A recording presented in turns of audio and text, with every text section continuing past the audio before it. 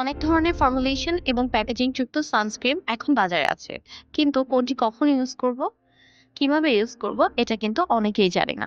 চলুন আজকের ভিডিওতে সেটা শেয়ার করি। স্প্রে জাতীয় সানস্ক্রিন, এটি সাধারণত বডির জন্য সবচেয়ে ভালো অ্যাপ্লিকেশন। তাই স্প্রে সানস্ক্রিন অলওয়েজ বডিতে ইউজ করবেন, স্টিক অথবা পাউডার সানস্ক্রিন। সানস্ক্রিন রিঅ্যাপ্লাই করার জন্য স্টিক অথবা পাউডার সানস্ক্রিন অনেক ভালো কাজ দেয়। এই ধরনের সানস্ক্রিনগুলো কখনোই প্রাইমারি সানস্ক্রিন হিসাবে ইউজ করবেন না বা ধরবেন টিন্টেড সানস্ক্রিন, যা আপনাকে মেকআপের কাভারেজ দিবে। তবে এই ধরনের সানস্ক্রিন মেকআপ ছাড়া আদারওয়াইজ কখনোই সান প্রোটেকশন দেবে না।